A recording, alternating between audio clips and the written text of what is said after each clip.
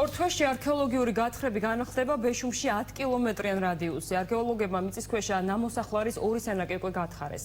მოსამზადებელი სამუშაოების შემდეგ ასევე ფოტომასალებზე დაყრდნობით სპეციალისტები ვარაუდობენ, რომ შესაძლოა აღმოაჩინონ პალეოლითისა და შემდგომი პერიოდის ნამოსახლარიც.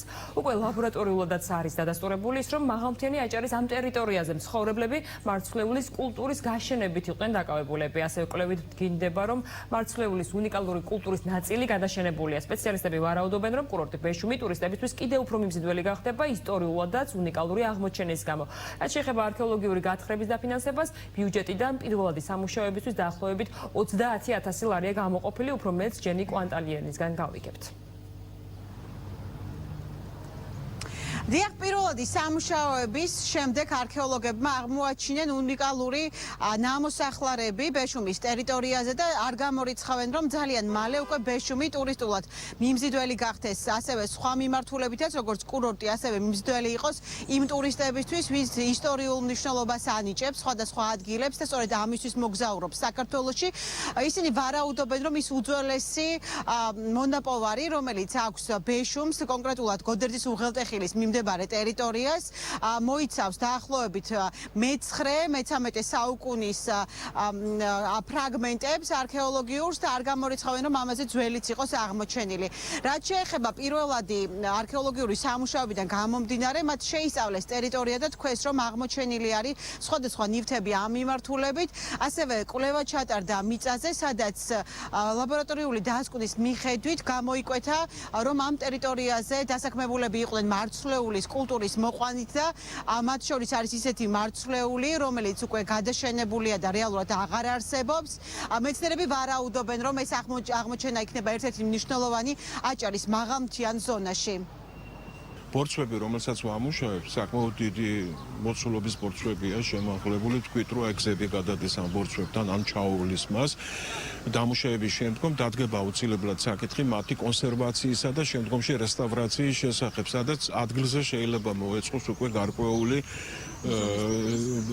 ღიაცის ქვეშ ეს მუზეუმის მოპოვებული მასალაც იქ დაიდება და თუ კი ამის შეფუთვა კარგად მოხდება, ბუნებრივია ეს იქნება კარგად შეფუთული ისევ ტურისტებისათვის, სადაც გაივლის ეს ტურისტული მარშრუტიც და დამთვალიერებელ შეუძლია მოვიდეს და ადგილზე ნახოს ის ყველაფერი, რაც დაკავშირებულია აი ამ ძეგლების ისტორიასთან, რაც ჰქონდა მიწის ქვემოთ და რაც იყო მიწის ზემოთ, იმიტომ რომ ჩვენ მხოლოდ და მხოლოდ ნივთიერ მასალას ამ მიმართულებით არ ვსწავლობთ და ვახდენთ აი იმ დროინდელი ცხოვრების წესის, ადამიანების ცხოვრების წესის რეკონსტრუქციას. მცდელობები იყო როგორც 30-იან, ასევე 90-იან წლებში, თუმცა როგორც მკვლევარები ამბობენ, ეს პირველადი ცდები უშედეგო იყო და რეალურად გრანტის საფუძველზე 2018 წელს დაიწყეს არქეოლოგიური სამუშაოების წინარე მოსამზადებელი ქმედებები. ისინი ვარაუდობენ, რომ აუცილებელია დაახლოებით 5 წლიანი სტრატეგია იმისათვის, რომ სისრულეში მოიყვანონ მთლიანი ამ ტერიტორიის გამოკვლევა და შედეგების დადება. მათ თხოვეს დახმარება ასევე დონორების გარდა აჭარის მთავრობას და როგორც ჩვენ გვაქვს ინფორმაცია და დაადასტურა ფინანსთა და ეკონომიკის სამინისტრომ, პირველადი სამუშაოებისთვის გამოიყოფა 30,000 ლარამდე დაახლოებით და როგორც უკვე გითხარით, სამუშაოები დაახლოებით 2 თვეში დაიწყება. არქეოლოგიური გათხრები, რომლის წარმოებასაც წლის განმავლობაში ვაპირებთ და მნიშვნელოვანი რომ მთლიანად ეს ლოკაცია განხილული იყოს ერთიან კონცეფციაში, ერთიან ხედვაში, რაც საფუძველს მოგცემს იმისა, რომ ეს ლოკაცია მიმზიდველი იყოს და საინტერესო ტურისტებისთვის წელიწადის 4-ვე სეზონის განმავლობაში და ვფიქრობთ ახალ-ახალი, ესე რომ ვთქვათ, სერვისები და დივერსიფიცირება ამ თვალსაზრისით, რა თქმა უნდა, ამ პროცესს ხელს შეუწყობს.